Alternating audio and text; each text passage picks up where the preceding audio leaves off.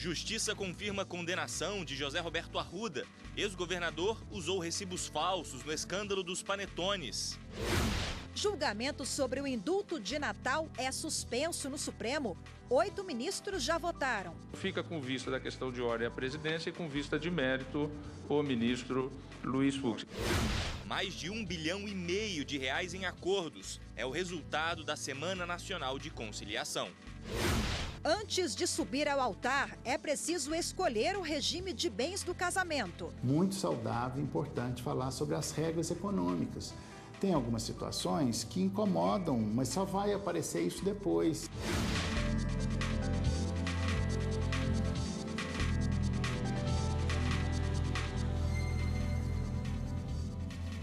Olá, boa tarde. Boa tarde. Caixa de Pandora. Tribunal de Justiça confirma a condenação do ex-governador do Distrito Federal, José Roberto Arruda. E quem tem os detalhes ao vivo e conversa com a gente agora é a repórter Carolina Chaves. Boa tarde, Carol. Boa tarde, Galton. Boa tarde a todos. Olha, a condenação da 7ª Vara Criminal de Brasília foi mantida e a pena fixada em 2 anos, 11 meses de reclusão no regime inicial aberto. Ela foi convertida em 2 restritivas de direito que serão determinadas pela Vara de Execução Penal. Essa condenação se refere ao caso dos panetones, quando Arruda justificou o recebimento de R$50 mil de Durval Barbosa Rodrigues, ex-secretário de Relações Institucionais do Distrito Federal, para comprar panetones para famílias carentes. Segundo o Ministério Público do DF, Arruda teria usado recibos falsos para justificar esse dinheiro. O caso foi filmado em 2006, mas só veio à tona em 2009, quando deram início às investigações da Caixa de Pandora. Voltamos ao estúdio. Obrigado, Carol. E a usina hidrelétrica de Itaipu não vai ter que indenizar uma supervisora de manutenção que teve o nome excluído de concorrer à promoção na empresa. A profissional alegou ter sofrido discriminação depois que decidiu entrar para o programa de demissão voluntária. Ao julgar o caso, o Tribunal Regional do Trabalho no Paraná manteve a condenação estabelecida pelo juiz de primeiro grau. Para o TRT, a exclusão do nome da profissional da lista de promoção da empresa lhe tirou a expectativa de direito gerada. A supervisora argumentou na justiça que havia cumprido todos os requisitos para participar da promoção e que só teve o nome retirado da lista porque havia aderido ao programa de demissão voluntária e que isso gerou prejuízos financeiros e aborrecimentos, já que estava próxima de se aposentar. Ao se defender, a hidrelétrica afirmou que a promoção era dada aos empregados como mérito pelo trabalho desempenhado, mas não abrangeria os que estavam saindo da empresa.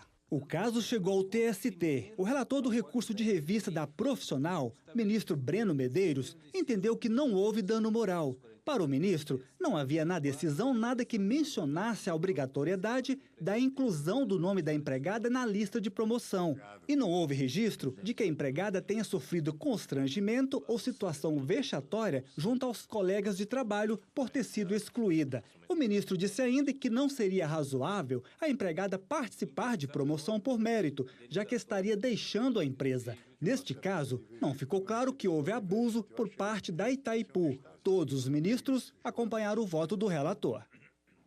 O julgamento sobre o indulto de Natal de 2017 foi suspenso durante a sessão do STF dessa quinta-feira. O pedido para analisar melhor o caso foi do ministro Luiz Fux. Até o momento, 8 ministros votaram, 6 para manter o texto presidencial como foi sancionado. Após o pedido de vista do ministro Luiz Fux, o plenário começou a votar se a liminar que suspendeu o decreto poderia ser cassada. O pedido partiu do ministro Gilmar Mendes. Para ele, com 6 votos, já havia maioria para a volta do decreto.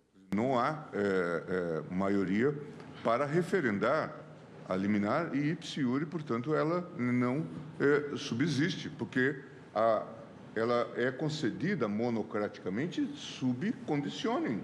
É essa a questão que se põe. 3 ministros seguiram esse entendimento. 5 votaram para manter a liminar até a conclusão do julgamento com os votos dos 3 ministros que ainda não se manifestaram na ação. Mas um novo pedido de vista, agora do presidente ministro Dias Toffoli, adiou também essa decisão. Em respeito à institucionalidade, eu vou pedir vista do caso. da questão de ordem. Então, fica com vista da questão de ordem a presidência e com vista de mérito o ministro Luiz Fux. Antes da discussão sobre cassar ou não eliminar, o plenário seguiu a análise do mérito da ação. Nessa quinta-feira, votaram 5 ministros. O primeiro foi o ministro Edson Fachin, e ele foi o único durante a sessão a votar junto com o relator e considerar que parte do decreto viola a Constituição. Ele destacou ainda que o indulto não poderia alcançar pessoas que foram condenadas por corrupção e outros crimes semelhantes. Emerge, pelo menos em primazia, o caráter humanitário do indulto, cujo poder é inegável, constitucionalmente atribuído ao presidente da República. E, portanto, o indulto se destina a corrigir iniquidades de um sistema penal e, obviamente, não agravá-las. Corrigir iniquidades de um sistema penal, a fim de mitigar ou evitar o sofrimento do cárcere. Já os ministros Celso de Mello, Marco Aurélio, Gilmar Mendes, Ricardo Lewandowski e Rosa Weber consideraram que o Supremo não tem competência para alterar o decreto de indulto estabelecido pelo presidente da República.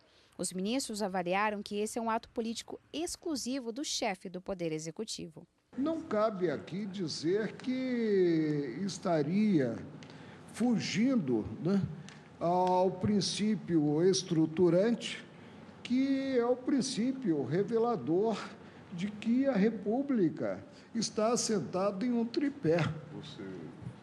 Ou seja, na independência e harmonia entre os poderes. E os dois predicados pressupõem que cada poder haja na área que, pela Constituição, é reservada. Aqui não há os campeões da defesa da corrupção e os campeões do combate à corrupção. A rigor, é preciso que o combate ao crime, seja ele qual for, tenha que se fazer dentro do devido processo legal e que isso seja observado. A ação contra o decreto de indulto de Natal de 2017 é da Procuradoria-Geral da República. A PGR questiona várias regras do texto que permite o perdão da pena de condenados. Entre elas, a que reduziu para 1/5 o cumprimento da pena nos casos de crimes de menor gravidade. Ainda não há uma data para que o caso retorne ao plenário. E você vai casar? Decidiu o lugar, decoração, onde vai passar a lua de mel? E outra pergunta, já escolheu o regime de bens? Vamos falar sobre as opções no próximo bloco. Muito saudável e importante falar sobre as regras econômicas. Tem algumas situações que incomodam, mas só vai aparecer isso depois.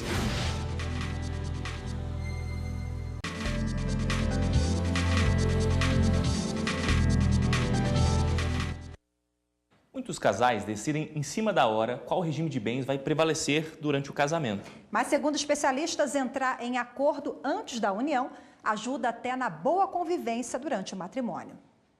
Até o dia do casamento, os noivos precisam tomar decisões que vão além da celebração e da festa. Uma delas é estabelecer regras sobre como administrar os bens do casal. O Código Civil define 4 regimes. O regime da participação final dos aquestos, que é uma novidade do Código Civil que entrou em vigor em 2003, mas esse regime pouca gente usa. O regime da comunhão universal de bens, que é raro. Também o regime da comunhão parcial de bens, que é o regime automático, vamos chamar assim, e o regime da separação de bens. O advogado explica que se os casais escolherem um regime diferente do automático, que é a separação parcial de bens, devem ficar atentos. É preciso fazer uma escritura pública, que a gente chama de pacto antenupcial. Dizer, olha, eu quero este regime, quero aquele, ou mesclar um e outro. E para os apaixonados que estão prestes a subir no altar, ele dá um conselho. Muito saudável e importante falar sobre as regras econômicas. Tem algumas situações que incomodam, mas só vai aparecer isso depois. E lá na frente, às vezes, o amor já desgastou por causa disso. Então, cuidar do amor, falar de regime de bens, por incrível que pareça, é também cuidar do amor.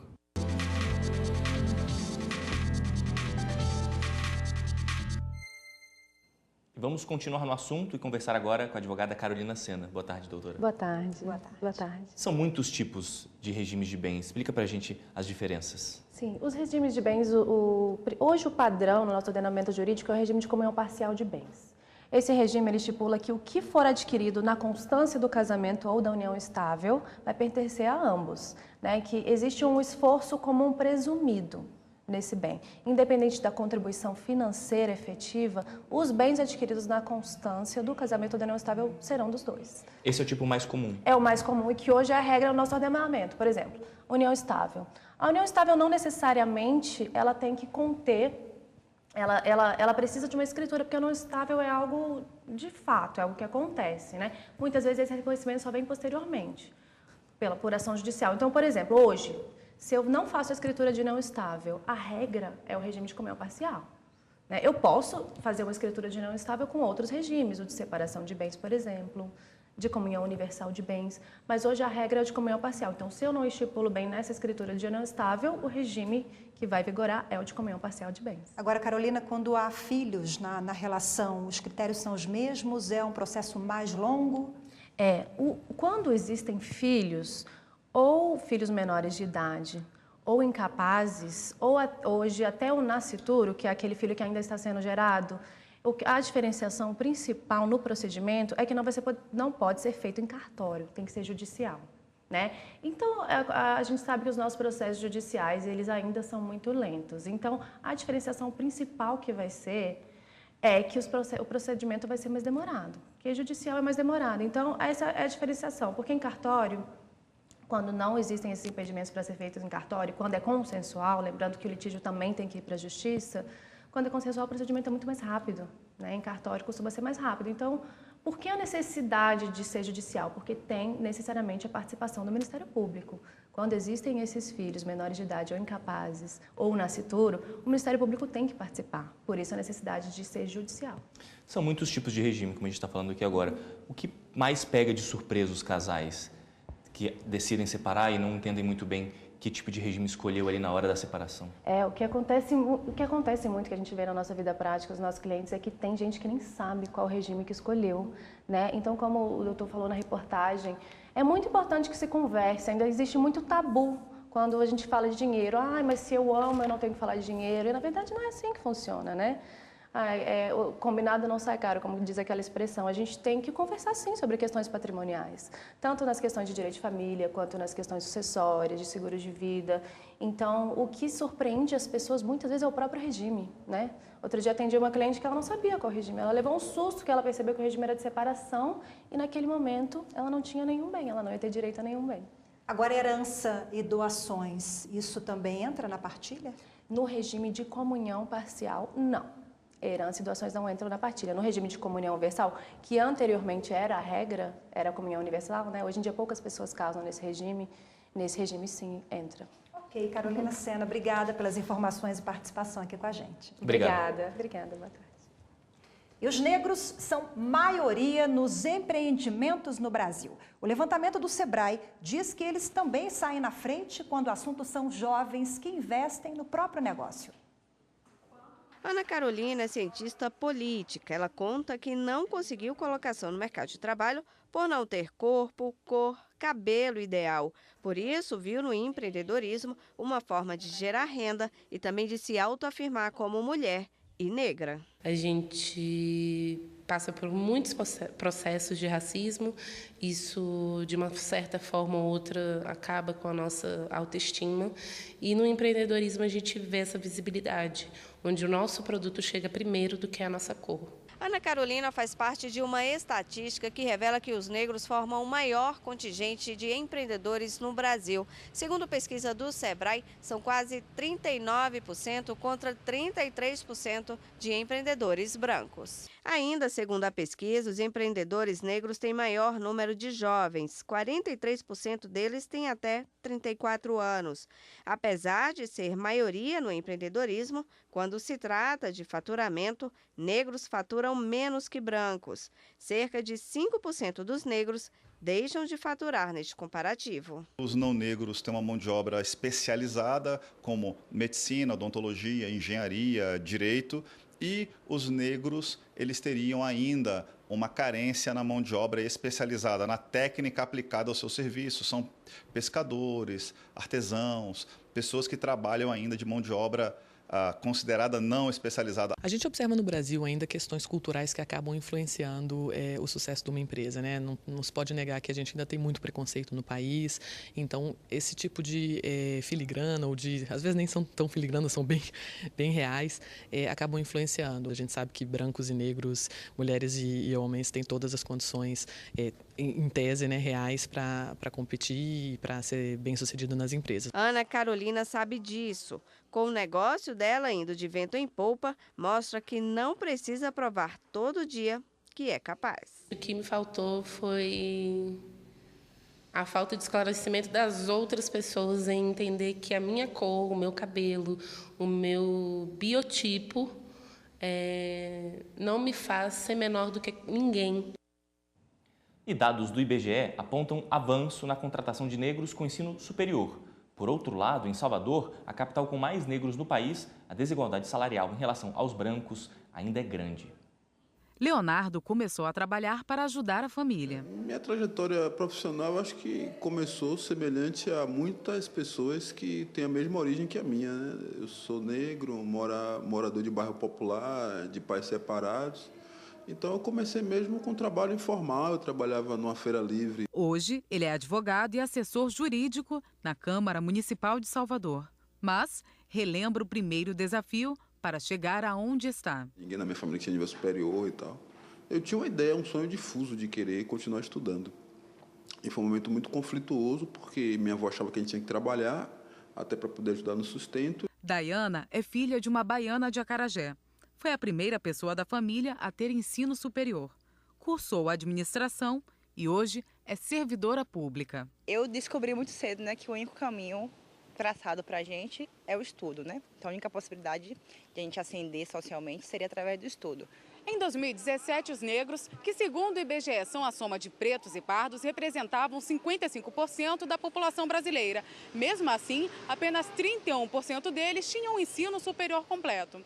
Por falar em escolaridade, um levantamento do Ministério do Trabalho de novembro deste ano mostrou que já houve um avanço de 8,6% na contratação de negros com ensino superior completo, de 2017 em relação ao ano de 2016. Entrei na universidade e foi quando tudo mudou, assim, meu caminho começou a mudar a partir daí.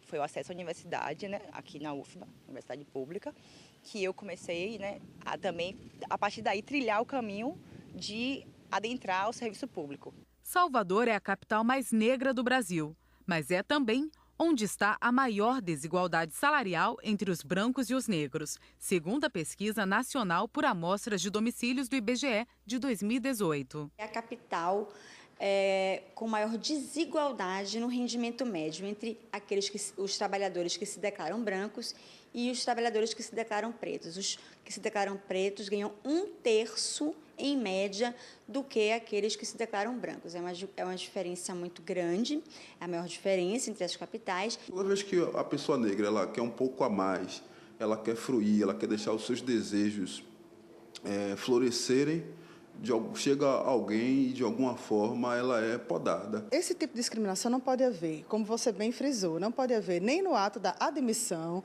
nem durante o contrato de trabalho, nem no ato da despedida. Sempre lembrando, né, que a Constituição Federal já traça realmente a diretriz que a gente deve assumir como postura dentro das empresas, que é uma diretriz de não discriminação. E no próximo bloco, o Tribunal de Justiça de Roraima tem uma sala especial para depoimento de crianças indígenas e estrangeiras. É uma sala reservada, onde vai ficar somente a criança e o entrevistador forense. E o depoimento ele é todo filmado e gravado.